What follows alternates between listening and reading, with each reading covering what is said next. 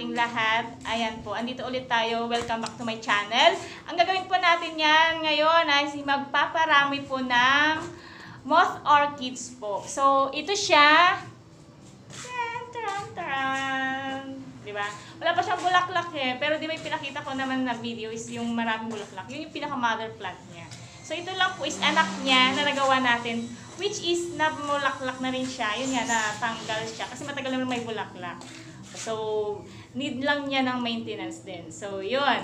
So, yun. Gagawin natin guys, magpaparami ng orchids. So, stay tuned para makita natin kung ano yung mga tips, ways, at ano yung materials na ginamit for that. Stay tuned guys! Good morning guys. Opo. Ito po yung orchids na tinatawag na moth orchids. Okay, 'di ba? Gusto ko siya kasi maganda at lagi siyang masipag po siyang mamulaklak. Ayan. So, tapos pa lang niya mamulaklak, pag nakatapos na po siya, nagkakaroon agad siya ng sanga. Okay? So, maganda na siya, mabilis pang mamulaklak. Okay? So, ang gagawin natin is magpaparami tayo ng orchids, ng moth orchids. So, ayan, dahil magpaparami tayo dahil marami na siyang babies. Ayan. So, ilan yung babies niya na nakikita natin? So, pwede nating magawang bali 5. So, 1, 2, 3, 4, 5. So, ayan guys, 5 pwede siya. So, yun. So, standby lang po para paano natin gagawin para mas mabilis dumami siya.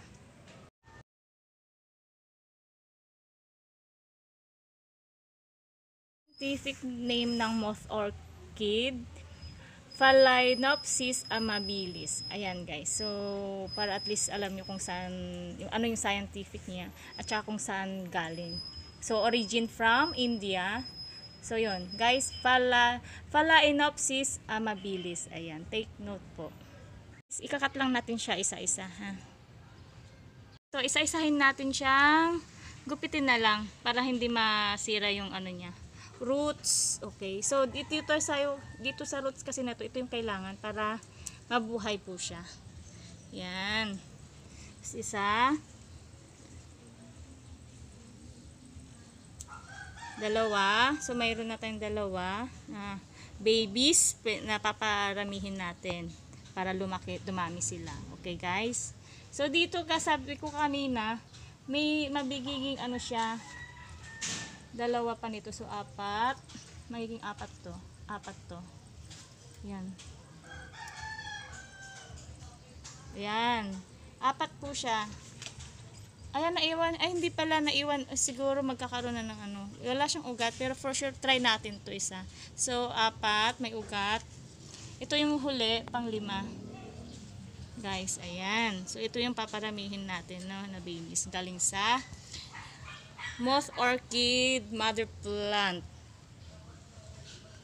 So guys, ito yung bunot na ano, matigas kasi yung ano niya, hindi ko kayang hatiin, wala akong so ang gagawin natin, ito na lang, gaganito natin siya. Pwede naman.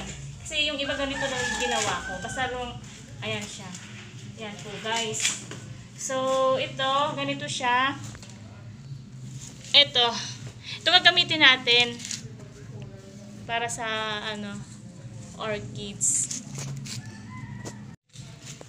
Okay. Ito guys, papalutin lang natin siya para mayroon siyang pagdikitan. So, small babies pa. So, kahit hindi pwede parang madaming ilagay na bunot. No? Ayan siya. Ipaikot natin. Yung parang makakaluwag siya. Ayan. Kasi for sure dito naman didikit siya. Ayan guys. Ayan. So, dyan. So, mayroon na tayong isang nagawang moth orchid. Yan. So, kahit manipis lang pala na tali guys gagamitin kasi baby pa lang siya. Ito. Naglatin siya para hindi siya makalas. Mahirap pag makalas eh. Sayang naman. Diba? Yan. Yan. So, ito ganito lang gawa ko guys. Ayan. Ayan. So, madali lang naman po. guys, yan oh, wala akong ginastos sa ano, sa bunot. Kasi madaming ano paghinga ng bunot diyan sa ano, sa bypass. Kasi marami nagtitinda ng buko ng nyog. So dadaan ka lang doon. Yung iba pag sinabi mong bibilhin, sabihin nila, "Oh, sige, okay na 'yan." So thank you. So wala tayong gastos, guys. Yan. So after this, pwede na natin lagay sa ano, pot, plastic pot, hanging plastic pot. Yan. Mahirap palang itali dahil makiksi, pero okay lang. Pero kahit hindi isa na lang pwede naman. Or try nating ano.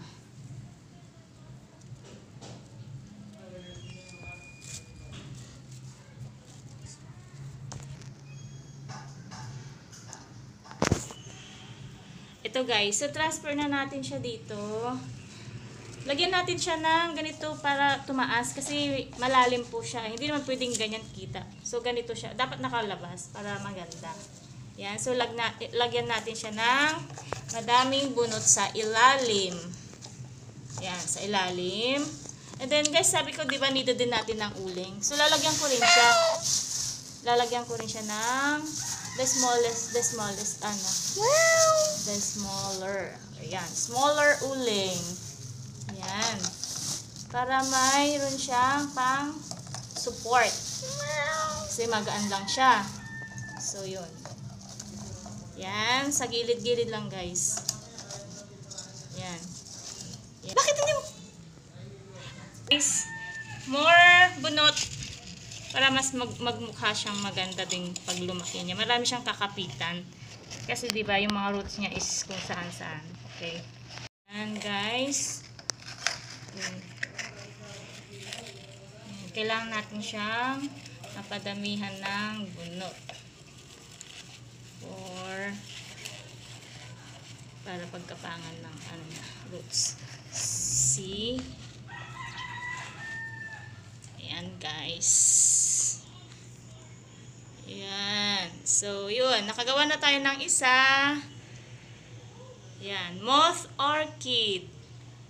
Guys, yan. So, nakagawa tayo ng 4 na moth orchid babies. Ayan.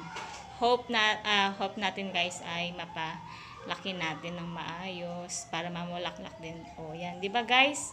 Simple as that. Meron na tayong. Syempre, pagkatapos natin magawa, ayan. Didiligan natin para sure na maano po yan. Ayan. So, kailangan yan din syempre ng dilig, mabasa siya. Ayan. Ito hindi naman sila masyadong sensitive. Kasi pag mainit, kailangan niya ng everyday dilig. Pag naman na ulan, kahit twice ano naman siya. Twice a week naman pwede. Ayan. So, dilig lang. Yan.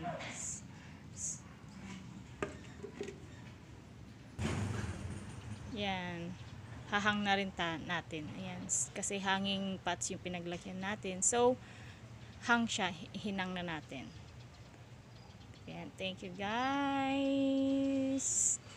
Moth orchid is done. Ayan guys, yan yung po yung iba't ibang itsura ng orchids.